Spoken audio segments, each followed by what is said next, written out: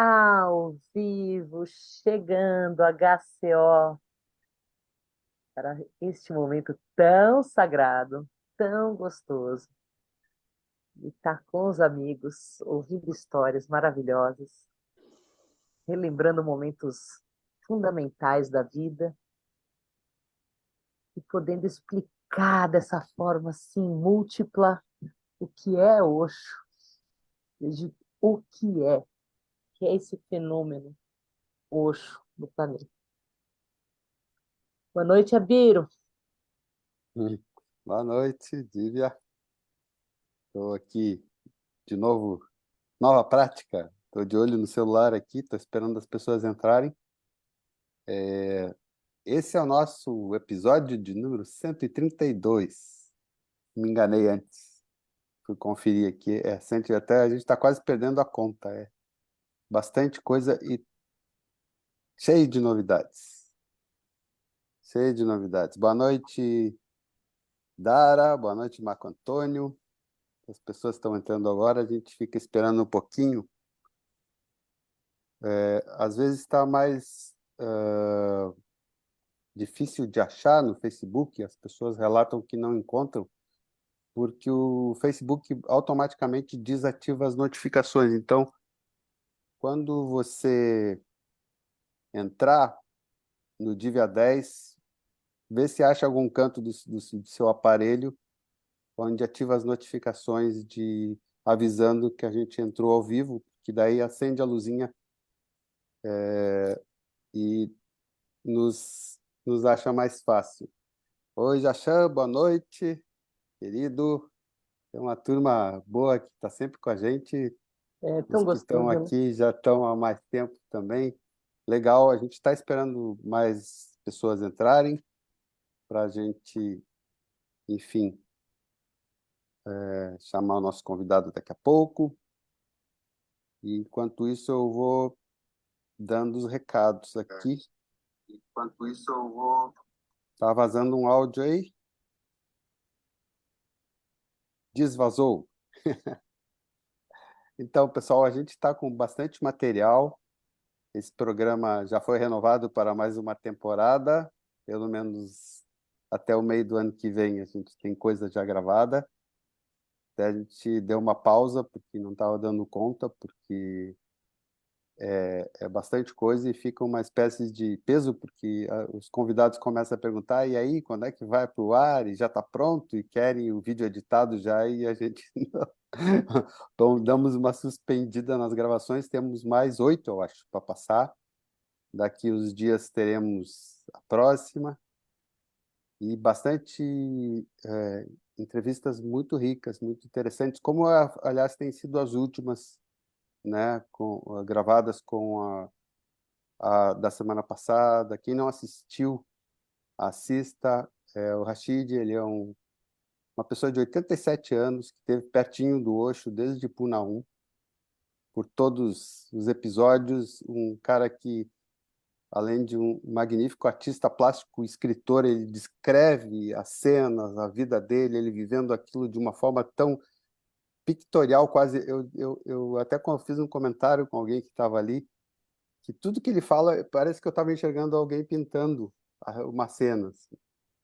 E parece que ele descreve aquilo com cores e com vivacidade de um jeito que parece que tá passando aquele filme, aquele desenho animado, quase, como aqueles desenhinhos que ele fez para o Osho. Então, quem não assistiu o Rashid, é da semana passada, tá no Facebook, tá no YouTube também, no canal Divia 10. É isso, Didi? É isso, Biro. Já tá Vamos tudo aos compartilhado? nossos Os nossos recados. recados? Tá. Sim. Então, hoje a Dívia vai ser diferente, ela vai fazer os nossos agradecimentos da nossa equipe. Agradecendo de coração e alma a nossa equipe HCO, Parita, Marisa Rottenberg, Miguelito, Miguel Fine e Catarina Teles, linda, nossa super colaboradora. Sem ela, não teríamos vídeos em inglês. Catarina Lira, nossa Lira Teles. legendadora. Ela é Lira Teles. É, agradecendo nossas redes de Facebook, grandes amigos que têm esse trabalho lindo do Histórias, Osho Sem Fronteiras e Nelsânias, a nova realidade. Osho Sem Fronteiras é do Sananda e o Nelsânias do Francisco Siqueira, querido, né? Ambos com uma página imensa, de muita qualidade, postagens do Osho, né? Vale a pena conferir também. A gente também está sendo transmitido lá. O que mais, Biro? Não foi nada combinado, viu? Eu peguei de vez de surpresa aqui. Boa também. Temos mais uma importante Olha, notícia. a gente agradece de coração aos nossos apoiadores. Esse programa sobrevive com doações, que é o que paga os custos. Então, a Dívia põe a chave Pix nos comentários fixos. Quem puder, qualquer quantia, muito bem-vinda. Tá? Então, agradecemos também nossa querida Sanguinha, que é um grupo de pessoas que está sempre aqui.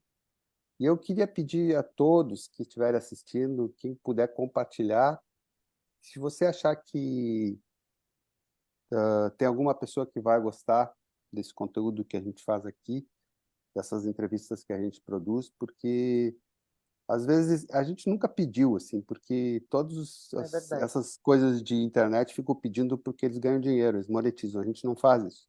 Então a gente esquece de pedir para as pessoas darem like para isso e alcançar mais gente. Se você está assistindo e acha Né? que isso pode ser legal para mais pessoas, que se você lembrar de alguém, então a gente pede que também compartilhe para que isso vá mais adiante, né? A gente fica muito feliz quando tem bastante gente, a gente tem surpresas muito bonitas, inclusive para o encerramento dessa temporada, tem uma Sim, surpresa, algo bem diferente que a gente fez, né? sim. Então, esse ano vai ser novo, né? Os outros anos a gente sempre fez lindas celebrações, É. mas esse ano vai ser outra coisa, vai ser bem diferente, mas muito linda também. Chave de ouro. Chave de ouro. E um recado super importante para a gente sempre deixar claro que nós não somos um canal oficial do Osho. Não, não temos nenhum vínculo com a Fundação Osho Internacional. Isso é um trabalho de amigos que gosta de contar histórias, que gosta de contar histórias com Osho, né? E a gente sempre gosta de contar e gosta de ouvir, muito, porque Histórias com Osho tem livros vivos e é melhor que Netflix. O que mais Foi. aqui? Eu acho que foi Não tudo, né? somos nenhum centro oficial do Osho. Sim, acabei de dizer, Sim, né? né? Esse é bom sempre falar de novo. Sim. Que mais? Foi tudo. Eu acho Então, que minha foi gente, tudo. vamos receber um querido com muita história boa para contar, mas antes, vamos ficar em silêncio e abrir os ouvidos. Vem, Koji, pode entrar.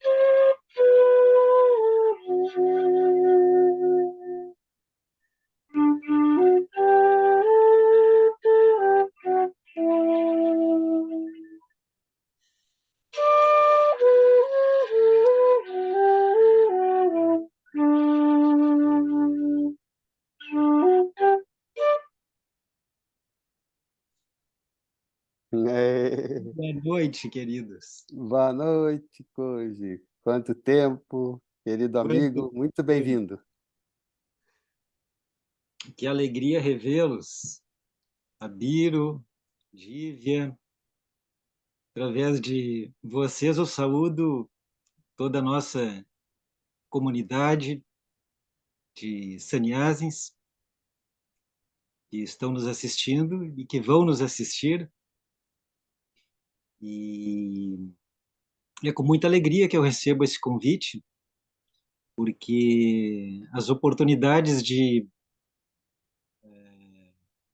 falar do Osho são muito poucas, embora o vasto legado que o Osho tenha deixado para a humanidade, ele corresponda a milhares de horas de, de discursos e centenas de livros, ainda assim, o mundo carece bastante de poder ter acesso a esse mestre do século XXI. E por isso que esses canais onde não oficiais, onde a gente pode saber o que esteve além das informações mais superficiais que nós temos sobre o Osho, né? Por incrível que pareça, as pessoas assistiram um documentário fragmentado e dizem que conhecem o Osho a partir de uma visão bem distante, bem, Limitada. né, que os sannyasis puderam viver. Afinal de contas, foram 36 anos como mestre, né, incessantemente, né, faleceu ou deixou o corpo muito cedo, com 59 anos, né, teve a vida abreviada, né, de uma forma que com certeza faz falta nesse período que nós estamos vivendo, né? A humanidade nunca deixou de como ser vítima de si mesmo, né? E agora, nesses últimos meses, a gente tem visto que essa condição ela é ela é real, né? Uma condição que realmente nós vivemos de termos a oportunidade de nos manifestarmos abaixo dos animais, né? Como seria essa condição de guerras, que a gente vê que a humanidade vai numa crescente nesse sentido. É verdade. Então, esse é um tema que, apesar de muitos se perguntarem por que que o Osho ele falava tanto nessa realidade, nessa condição política do mundo, e não falava somente de meditação e de amor, é um aspecto interessante que eu acho que vale a pena a gente aprofundar um pouquinho. Tá Porém, bem. É. Coisa. Já fomos pro Osho. Antes Já da entrou gente no Osho. chegar no Osho, eu quero saber, a gente quer saber como é que o Osho chegou em você. Boa. sim, certo, como que o Osho chegou até mim. Foi em meados de 87, nesse contexto aqui no Brasil de redemocratização, né? O colégio eleitoral sendo formado para construir uma Constituição Federal de 88, nesse período bastante tensão social no país, um momento onde muitas coisas aconteceram em pouco tempo, que se sucederam a minha ida a Puna pela primeira vez no final de 89. Foi um período em que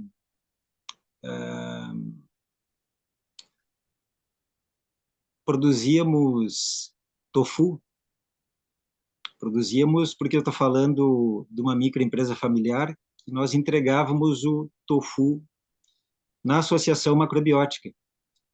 E De nesse novo, local em todas as nossas lives aqui, que são feitas com gente aqui do Sul, aparece a Associação Macrobiótica. Viva a macrobiótica! Sempre. Ah, ela, Sempre o ela se faz reduto de presente. saniases. Vai era, lá, você era, entregava lá. Tá. era a opção vegetariana da época, era Sim, muito restrito. sim. E, além disso, um acervo considerável desses livros, né, de autoconhecimento, e entre eles os do Osho. Então, foi ali que eu tive acesso a algum livro, folheando, e também conhecendo alguns sannyasis, que eu não me recordo o nome, porém, naquele momento, usando as roupas laranjas, era bem fácil de reconhecer um sannyasi. Então, algumas vezes, ouvindo histórias, né, sobre aquela pessoa que eu já tinha lido alguns livros, né? Concomitante, também a minha história familiar passa por outros canais a ter acesso a livros do Osho, e num certo dia eu trago um livro comigo, o primeiro livro que eu li do Osho, Morra Antes de Morrer, e encontro um outro livro do Osho dentro de casa, que a minha mãe tinha trazido. E, assim, desse momento,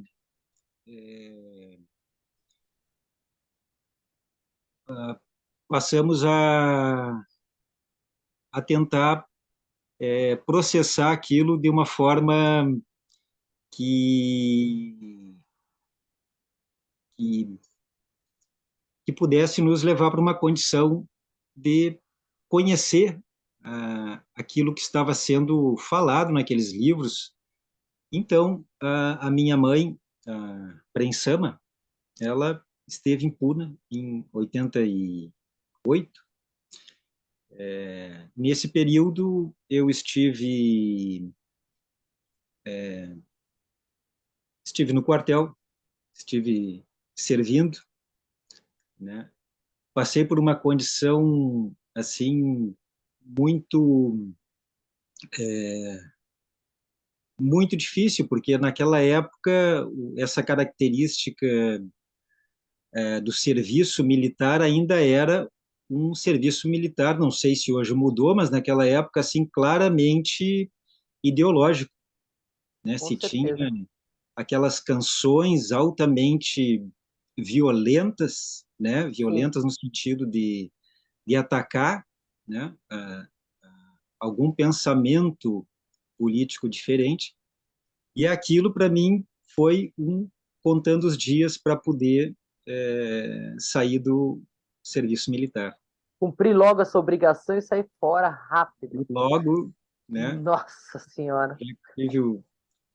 Então, com o tempo fui entendendo o que estava por trás daquela forma tão violenta, né? Como é que o ser humano ele consegue se transformar de alguém que surge de uma infância, de uma inocência, e vai Sim. reprimindo a sua energia vital ao ponto de seguir ordens cegas e realizar coisas que ele não gostaria de se responsabilizar por aquilo.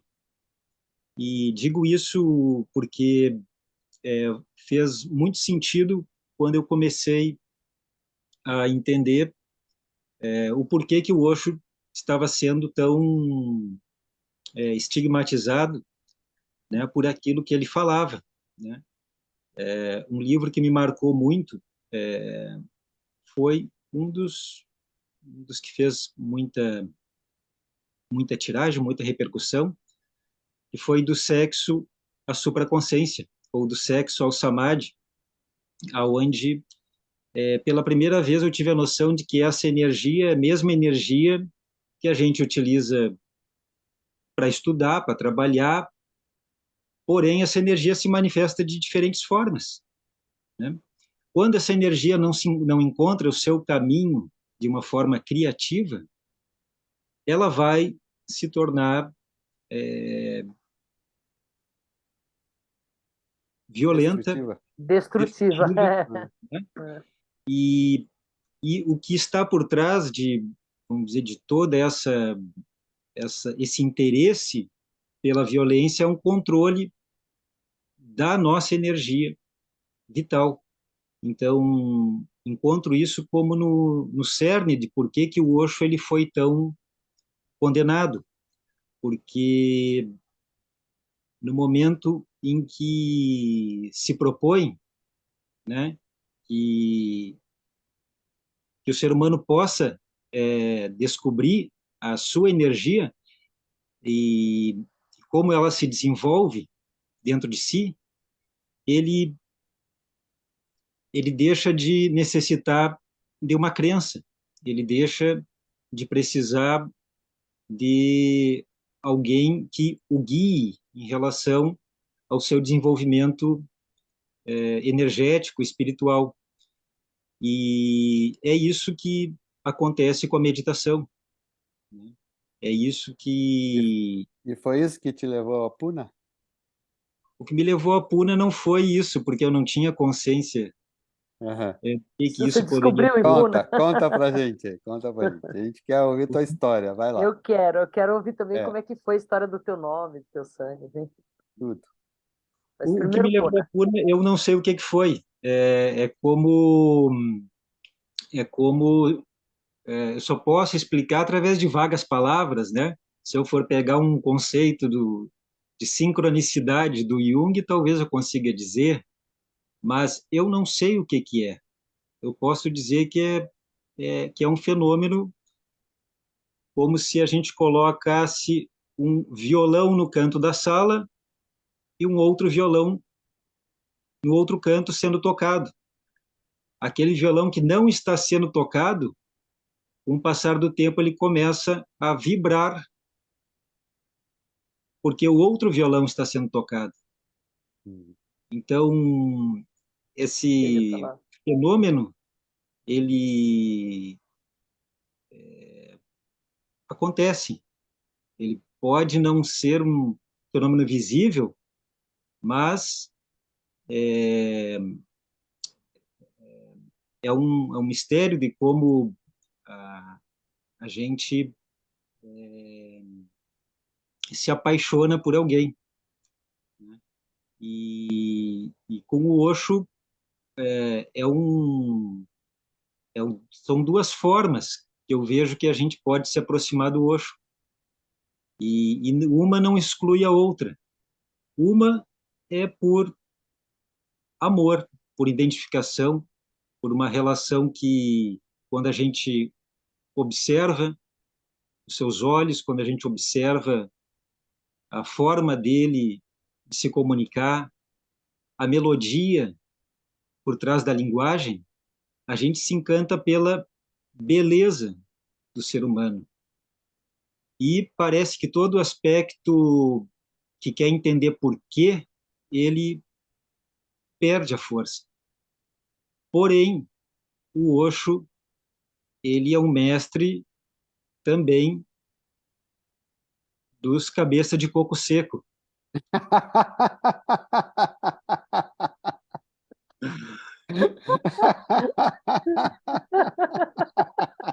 Cabeça dura, né, Biro? Cabeça de coco seco, adorei. Tá boa, essa a gente vai usar agora. Vai. Vamos Sim, te dar porque o ele crédito. contribuiu muito. Ele, a sua fala, ela não é muito somente envolvente, porque ele é dialético, ele é paradoxo, mas também porque ele é muito consistente, né, no certo sentido de que, para quem é um buscador que realmente não quer delegar o seu desenvolvimento para alguém, né, e que deseja, de fato, ter no Osho um, uma, um dedo apontando o caminho, né, vai conseguir fazer o seu caminho. Porém, é muito, é muito, às vezes, muito cansativo. Não digo ser cansativo, porque quando a gente lê o Osho, a gente percebe que ele não fala em termos de prosa o tempo todo. Às vezes ele é poético e às vezes ele é piada e às vezes ele é completamente presente, né? Então, por isso é que eu entendo que vários livros deles deixaram de ser publicados na sua íntegra e começaram a ser feitos na forma de compilações, né? É. De Isso forma, a gente volta e meia fala disso, deu para ver nitidamente essa alteração. Porque, inclusive, o que a gente ouve de relatos é que até o fato de tirarem a foto dele da capa foi porque não ia vender tanto se tivesse. Foi exatamente essa razão que a gente descobriu isso na editora da Índia, rolou isso, né? Como é que começaram a tirar as fotos do Osho das capas dos livros. E essa coisa de botar o Osho em prateleira de autoajuda e pegar só os temáticos quebrou isso, né? Quebrou isso que você está descrevendo aqui, que é genuíno o Osho, É, nesse fluxo da prosa, da poesia e da piada, né? O PPP, né? sim, aham, sim. sim, E, exato, sim, não, e a banalização, né, geral do mundo, né, de tornar as coisas menos profundas, também que fez com que ele fosse campeão de venda de autoajuda, né? É, sim, Oxo picotado é mais fácil de ingerir. exato, exato, exato, exato. exatamente. O- Mas, Você vai enfim, procurar, não em filosofia, lamentavelmente. filosofia eu acho que está mais perto do que livro de autoajuda, entendeu? Então, mudou, né, da prateleira, do setor da livraria. Tiraram da filosofia e botaram no autoajuda. Daí, isso já define muita coisa, mas, Koji, sim. conta um pouco Eu quero saber do daquele, teu nome. aquele jovem sendo tocado pela melodia do violão sentado no Ai, outro canto. Conta pra gente como é que se desenvolveu isso, né? e outra curiosidade, Koji, você chegou em Puna, o Osho já não estava mais falando, né? Foi em final de 89, ele já não estava mais discursando, né? Sim. Quando eu cheguei em novembro de 89, Tá. né, primeiro um contraste, que é ter feito passagem pela Europa, toda higienizada, e chegar às 5 horas da manhã em Bombaim, né, e que é uma das maiores cidades do mundo, mais povoadas, e a gente se dá conta de que, é, enfim, a Índia. Hum. Cheguei em Puna e tive assim um estado de deslumbramento, porque comparado com aquela condição de pobreza da Índia, o local da comuna do Koregaon Park era um oásis, pelo verde, pela, pela beleza, pelo cuidado, né? Pela estética do local, né? É, porém, me chamou muita atenção o constante estado de celebração. Desde de manhã, mas o que está acontecendo agora? Acabei de tomar o café, mas já tem festa aqui nesse salão aqui do lado. Não são 10 horas da manhã, as pessoas estão celebrando.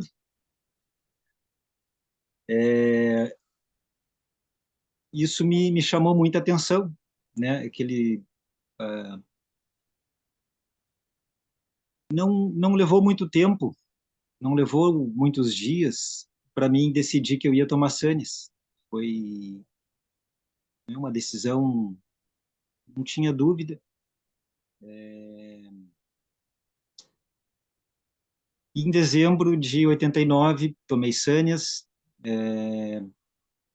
recebi o nome de Anand Koji, né? Koji buscador, Anand abençoado, e aquilo que eu ouvi o Osho dizendo: estou trocando o nome de você por verbos, né? O nome de vocês é uma ação, é um acontecimento, é algo acontecendo, né? E a princípio eu não tive nenhuma relação com esse nome, nem com significado, né? Não, porém, com o tempo eu percebi de que era isso que me movia. Eu estava numa busca, eu não sabia onde eu não sabia o que eu estava fazendo e não sabia o que eu estava fazendo tomando Sanes. Não tinha essa compreensão racional. A partir daí eu vi que eu tinha uma busca, né? Estava bem caracterizado no nome. Porém, essa busca eu me dei conta de que é uma busca, quem busca, busca fora. E comecei com o tempo, foi tendo algum sentido que essa busca é dentro, né? Que a busca ela não acaba, porém nessa própria busca a gente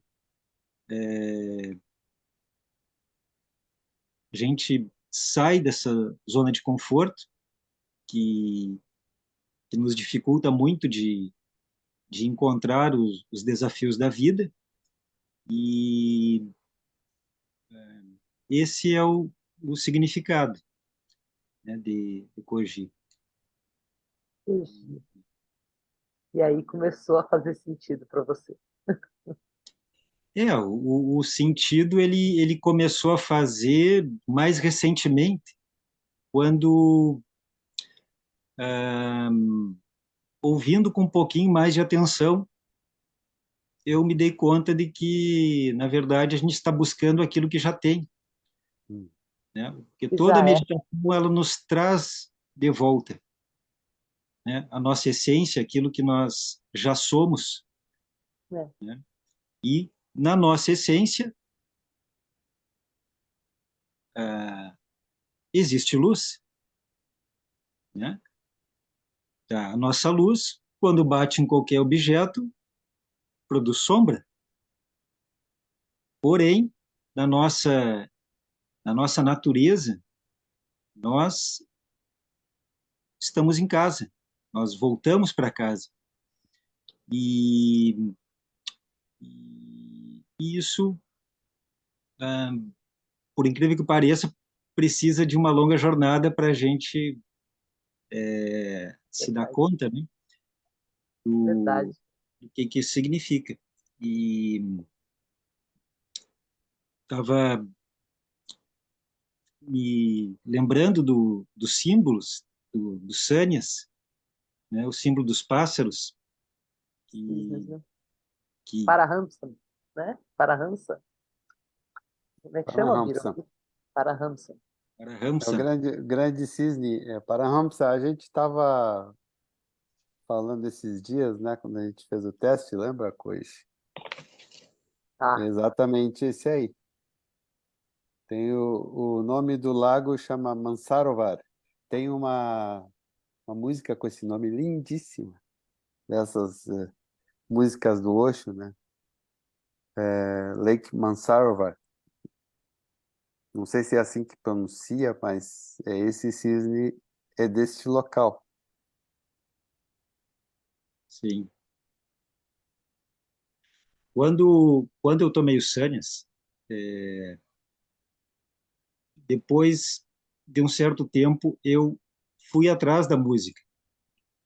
A música que estava tocando, sendo tocada no momento que eu recebi o sannyas. Olha, E Como é essa que foi? música, Só explica pra gente, curiosidade minha, na verdade.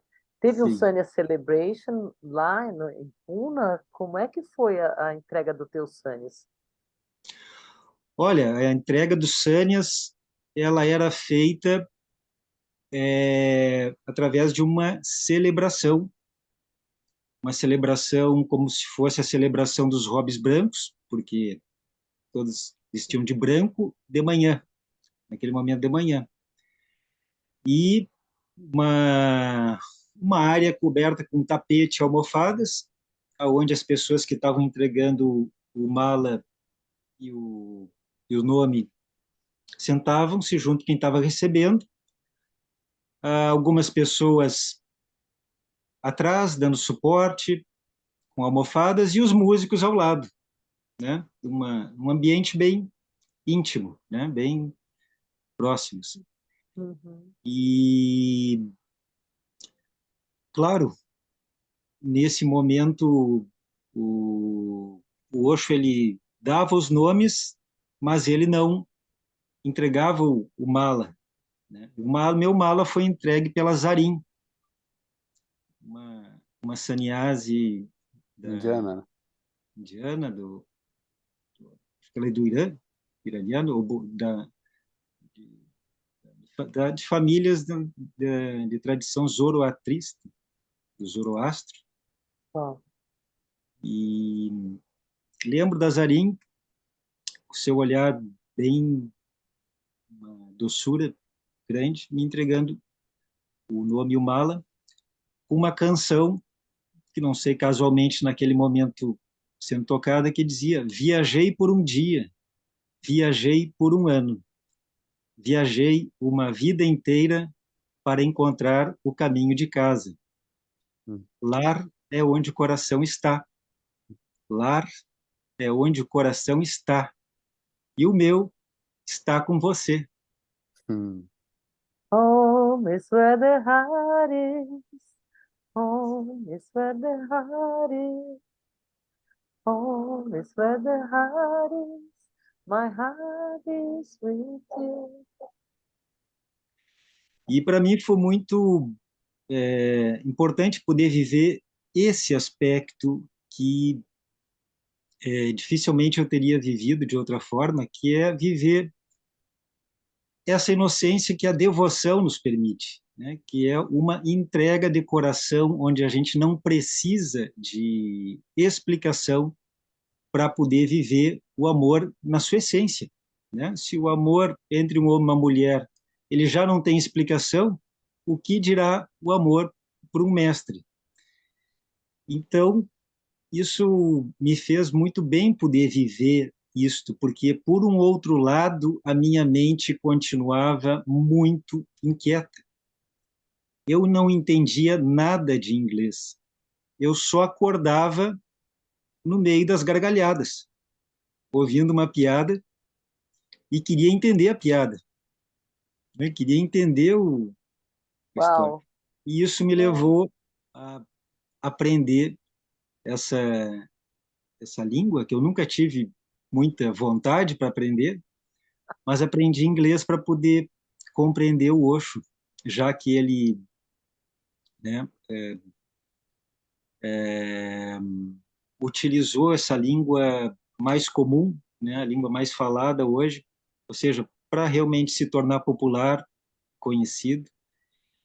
E a partir daí, né, comecei a, a ter assim essa leitura, tentar entender o Osho mais intelectualmente, tentar olhando aquelas contradições, né, vendo aqueles aspectos assim que eu que eu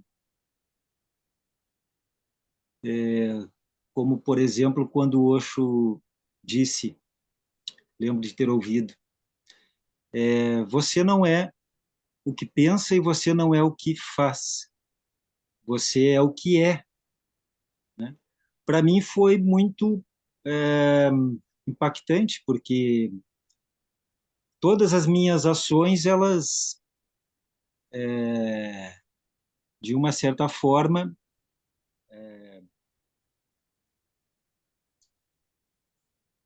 elas podem ser limitadas para explicar, para ser quem a gente é. E, da mesma forma, a nossa compreensão intelectual, que a gente pensa, o que a gente diz, pouco representa do que a gente é.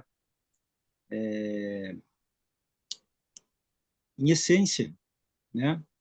Cê, o, o que de fato importa, né?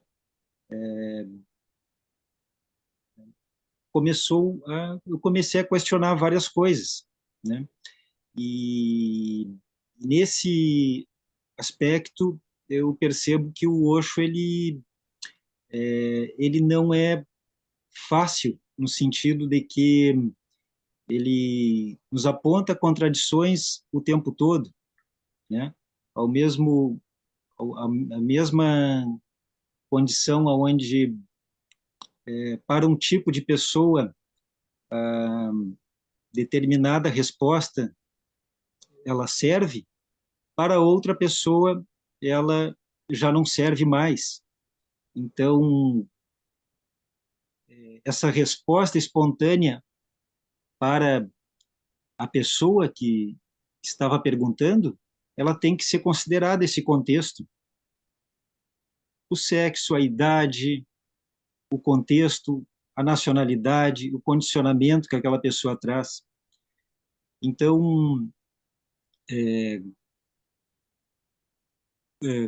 com o tempo, fui percebendo de que outros horizontes se abriam, né, num certo sentido de uma busca, porque eu estava sendo colocado diante de condições que eu não poderia pensar, como, por exemplo, quando nós pensamos que amor e ódio são duas coisas separadas, que uma é oposta à outra, né? Eu, né, pude perceber de que elas são dois lados da mesma moeda, né? Sempre que um lado, um aspecto é vivido, ele vai envolver o outro. E o que o Osho trouxe de tão relevante, eu acho que ele mostrou que o nosso amor ele foi sendo corrompido com o tempo, que o nosso amor ele foi perdendo a autenticidade, né? E que de fato a nossa raiva ela continua sendo autêntica, ela ela continua sendo algo que pode ser expressado, né? Então, quando ele propõe que, em vez de tentar ser amoroso, expresse a sua raiva, manifeste a sua indignação, é porque vai chegar um momento em que essa raiva ela vai se transformar e, a grande dificuldade, o grande problema é quando nós reprimimos essas energias. Então, o, o nosso organismo ele reage. O nosso organismo ele não consegue manter a nossa nossa condição de vida e de saúde, Hum. né, e de E aí, consciência quando... e aí foi a sacada dele, né? De trazer a Sim, loucura consciente, né? exato. Justamente na técnica, na dinâmica, né? Em outras, né? Uma pessoa ela não pode ficar louco conscientemente, né? Se a pessoa conscientemente fica louca, é porque ela não está louca, pode estar representando. É, né, tá dando vazão, né, a uma parte. Assim, ela consegue lidar com o conteúdo brabo, que é a loucura que todos nós carregamos, né, da repressão. É interessante isso que você falou da raiva como sendo genuína, né? Que ela é totalmente utilizada na dinâmica do primeiro ao último estágio, mesmo no stop, é ela que te sustenta, né? Como energia motora para você sair do quadrado, né? Então, isso também foi muito legal que você falou. Mas, Coisa. é. Um pouco, a gente tem mais coisas para ouvir de você. Uma parte a gente quer saber da vidas em comunidade, e a outra que nos interessa bastante, que você estava nos falando ali no bastidor, que é o trabalho, a integração do Osho com as comunidades, na sua visão, né? Do que está perto de você hoje. Mas antes disso, um pouquinho sobre a vida Sânia, sannyasi, né? é, A vida com a meditação, a vida depois de Puna. Como é que vida foi? Como é que social, como é mudou isso para você?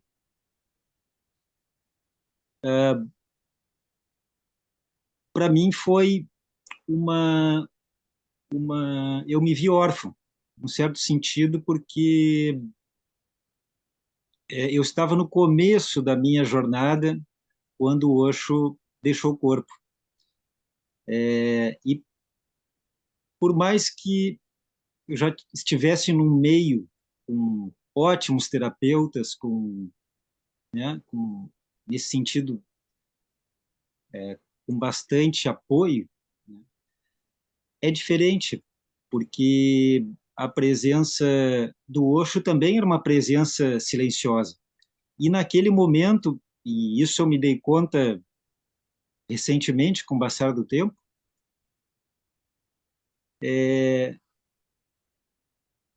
por que essa transição do Bhagwan para o Osho? Por que que depois de um período de 7 semanas sem falar, aonde ele estava processando o envenenamento que ele havia sofrido nos Estados Unidos pelo governo Reagan,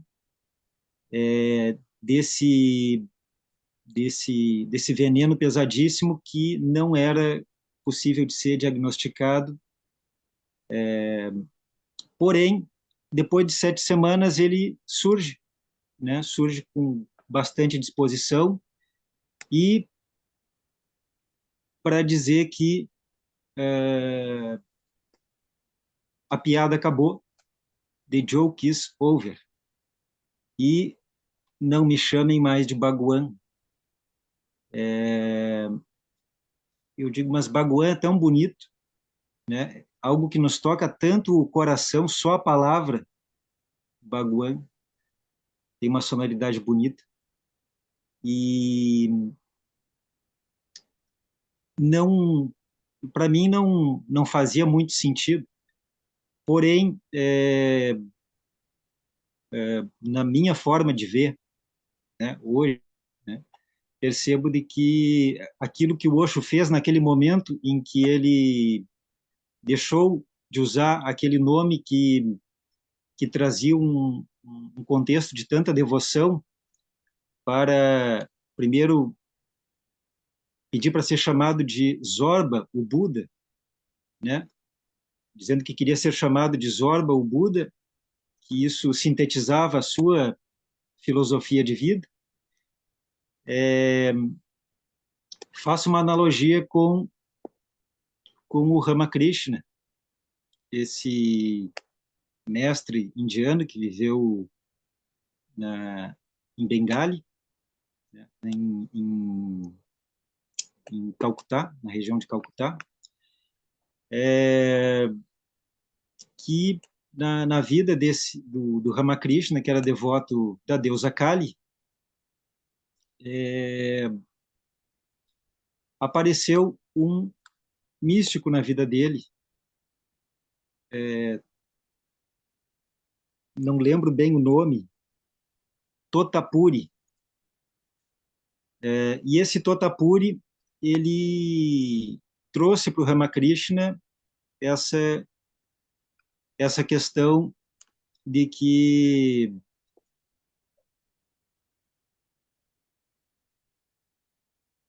ele precisava reconhecer a luz por si mesmo e não refletida através de uma divindade. Ou seja, até mesmo a sua devoção mais sublime você vai ter que abandonar também.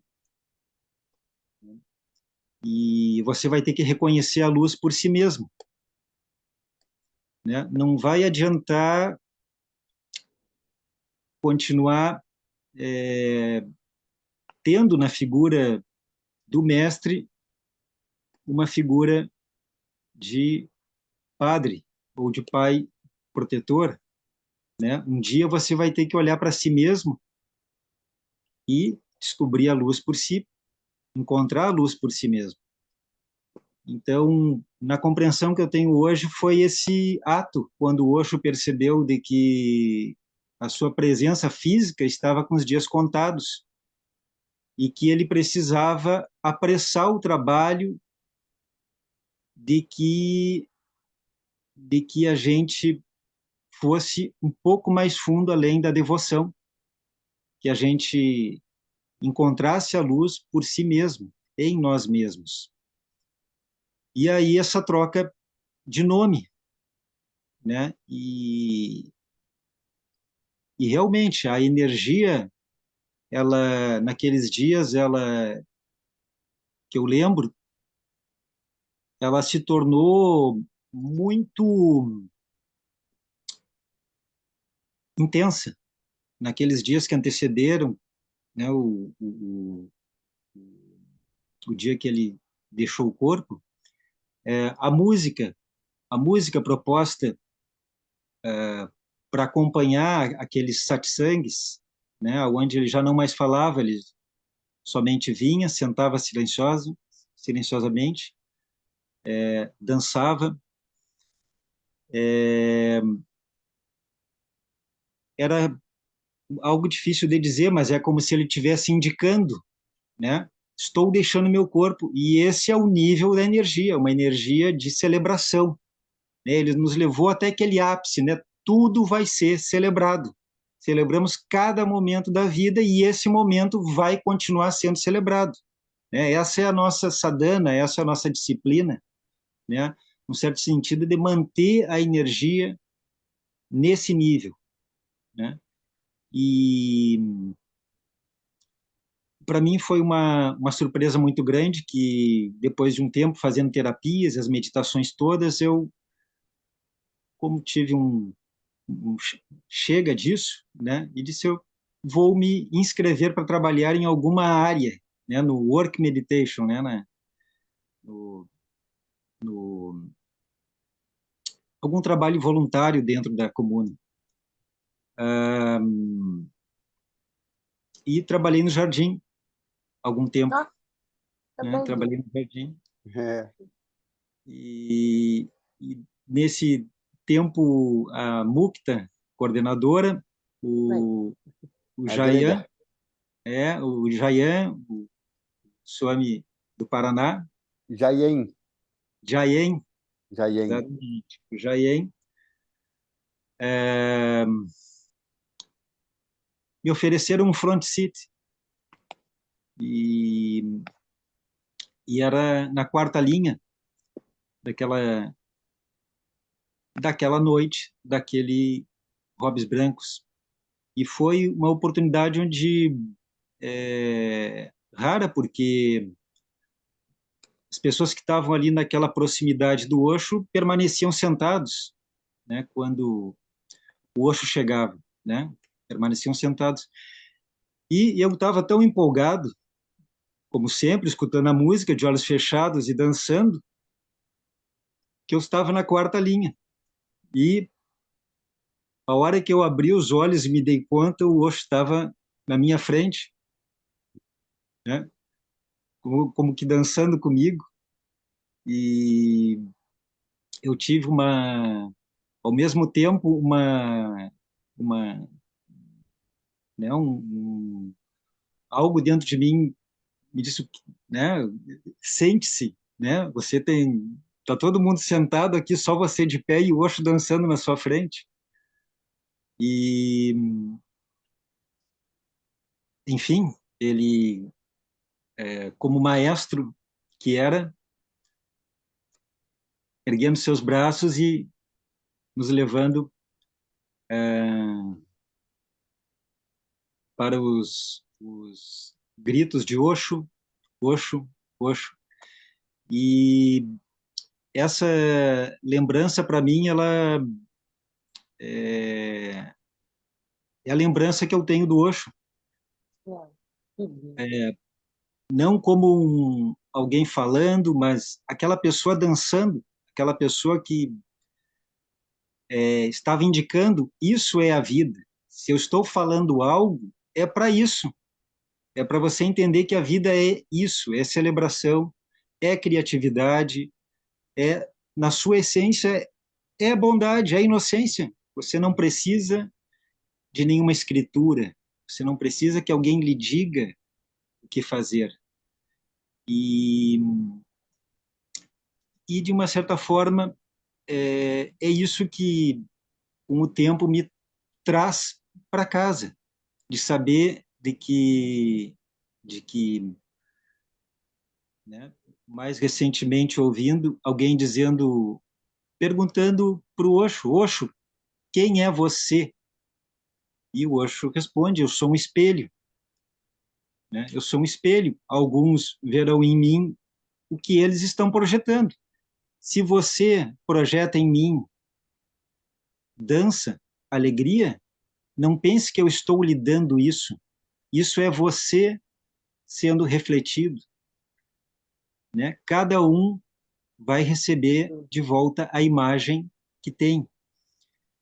E isso é muito interessante porque, diferente de Krishnamurti, que, né, uma pessoa iluminada, de acordo com Osho, mas que não aceitou ter discípulos, que não quis desenvolver técnicas de meditação e que não correu nenhum risco, de uma certa forma. O Osho, ele aceitou ter discípulos, ele criou técnicas de meditação e ele correu riscos, né? De uma certa forma, o que aconteceu com o Osho nos Estados Unidos foi justamente pela nossa liberdade, né? De uma certa forma, a, o contexto de destruição do rancho e de envenenamento do Osho foi nesse contexto de que eu aprendo liberdade e responsabilidade, elas voam juntas, né? Elas são asas de um mesmo aspecto. E, e eu acho que é muito rica essa relação, porque ela também nos ajuda a perceber de que a figura do mestre, ela nos ensina de diversas formas, né? E quando eu vejo o, o Osho, ele como nos mostrou em relação ao Tantra, né?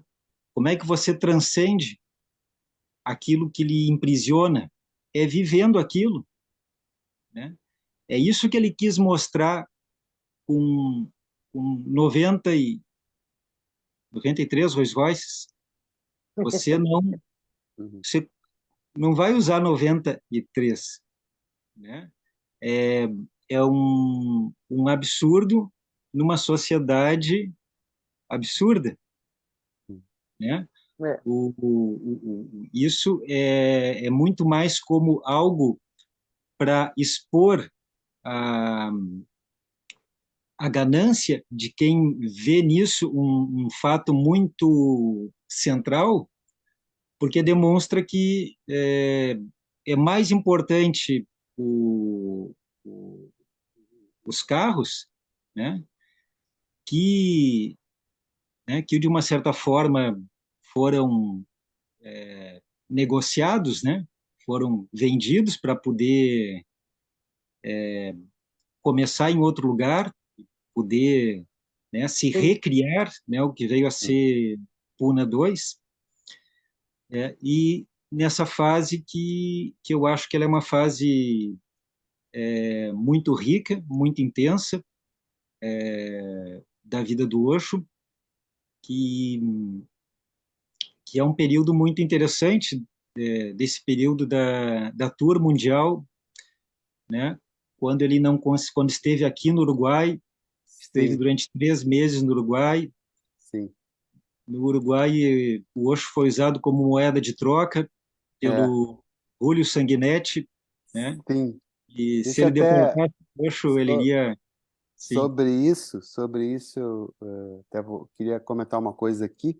A gente está em contato com o Lakshen, o italiano que produziu um documentário sobre o Osho. Nós já fizemos uma primeira exibição privada para arrecadação de fundos para ele, que ele está com uma doença grave.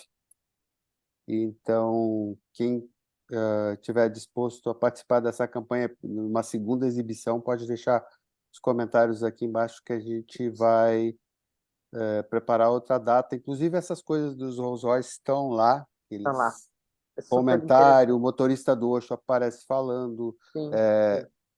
no momento que eles vendem, apareceu um comprador, eles venderam todos ao mesmo tempo, É. e acho que ficaram alguns, eu lembro que a Kavicha ficou com um, estava lá em Sedona, mas hoje a gente está já estourando o nosso tempo, e antes de encerrar, eu queria ver só um pouquinho, se conseguir fazer um resumo dessa história aí dos O seu, indígenas e seu trabalho. quilombolas e tal, e seu trabalho com a visão do Osho no meio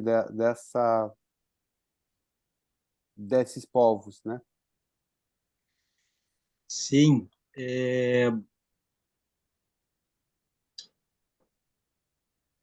Isso foi algo que foi surgindo no contexto dessa disso que me inquietou durante muito tempo, né? Que é essa relação com a nossa alimentação, né? O que me levou a buscar o entendimento de como essa relação da rural e como esse mundo rural ele não é só um mundo agrário, ele também é um mundo onde as pessoas vivem e vivem nessa grande diversidade.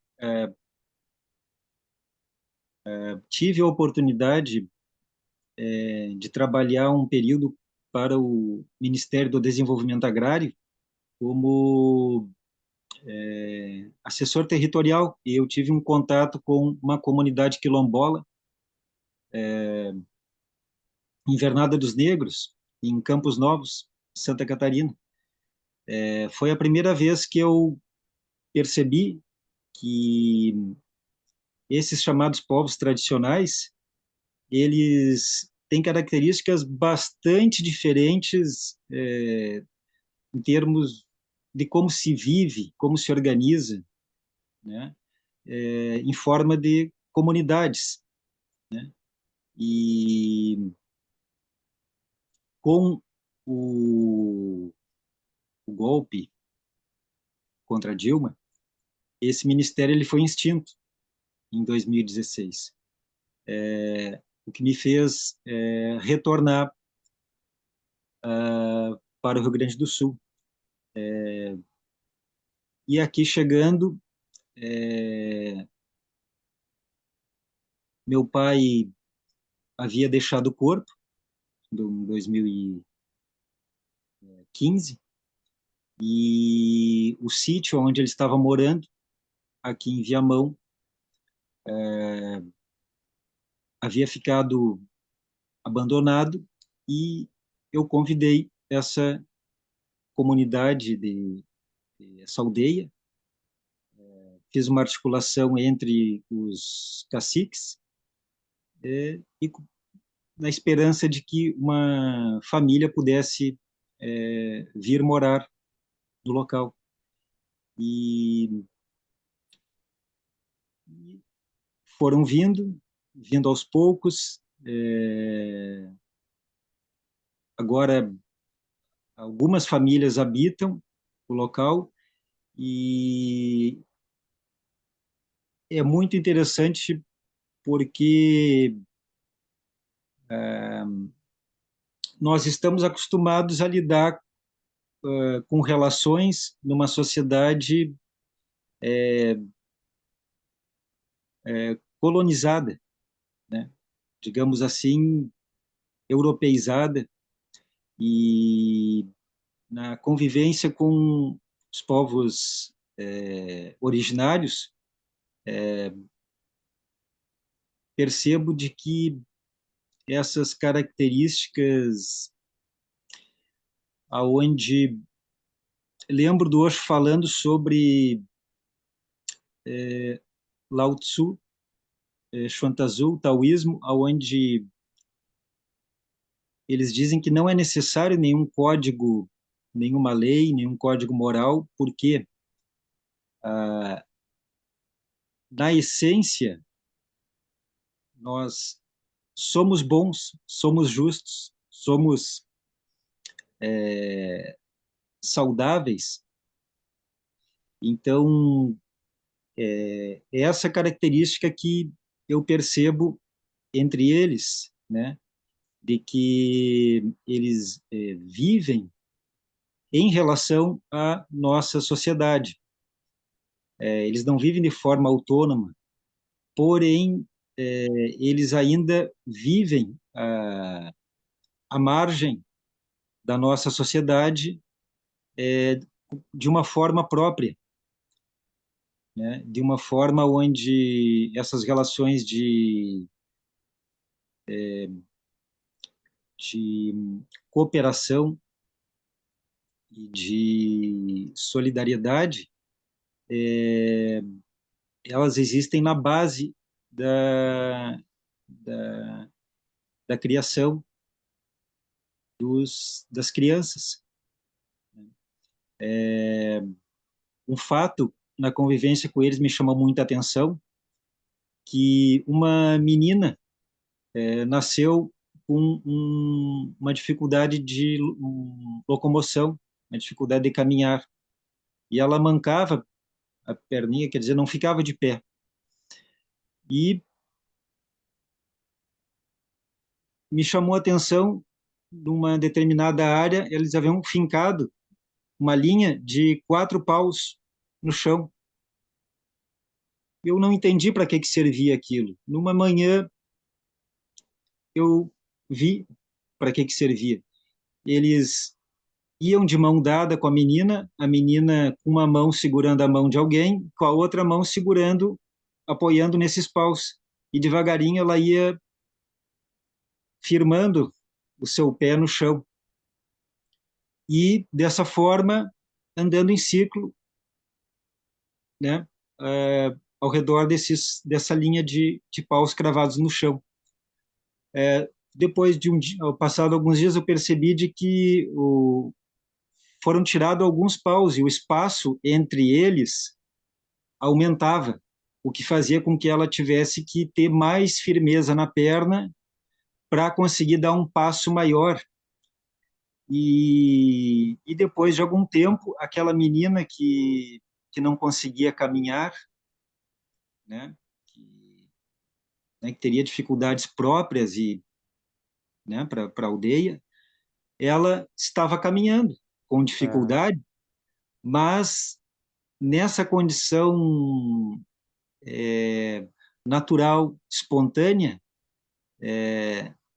essa condição de cooperação e solidariedade é uma coisa natural, né? Uma coisa Lindo, que Lindo. surge da lindo, natureza. lindo. Querido, Eu acho que Lindo, essa história resume bem, né? Essa exatamente. história com essa criança resume bem toda essa experiência. Eu adoraria que a gente pudesse ficar aqui até amanhã de manhã conversando. Sei que teria muita coisa, muita riqueza para compartilhar com a gente. Muito obrigado. A Eu queria natureza, né? pedir, A natureza fala, né? Muito lindo, muito lindo. queria pedir para a gente encerrar com aquela flautinha, é possível? Claro que é. Eba!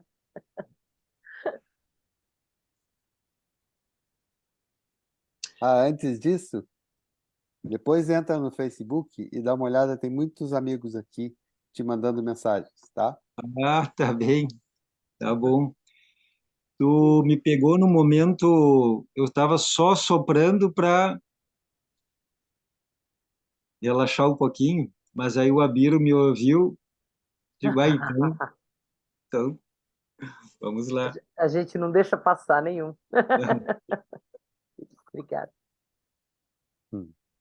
Desliga o áudio.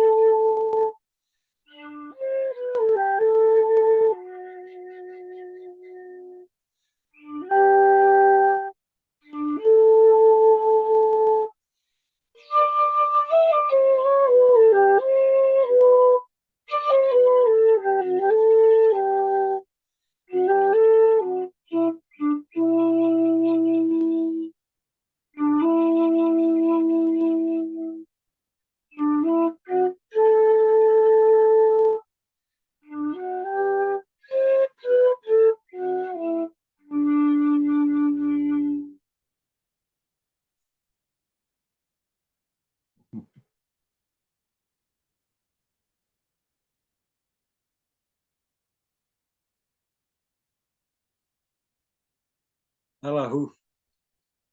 Oxô, liga o áudio, Bi. Oxô, querido, muito Ah, obrigada. Sanguinha, muito obrigada. Semana que vem tem mais. hum. Hoje, muito bom ouvir suas histórias. Muito obrigada pelo compartilhar conosco. Muito obrigado pelo convite. É, não é fácil falar espontaneamente assim. Falou bem, falou super. Falou lindo, falou lindo. Não esquece de olhar ali os recados, tá? Tá bem. Tá bem? Beijo, Sanguinha. Beijo, Cogir. Até semana que vem tem mais. Tchau. Tchau, Até a Bi. próxima. Até Mais. mais. Tchau,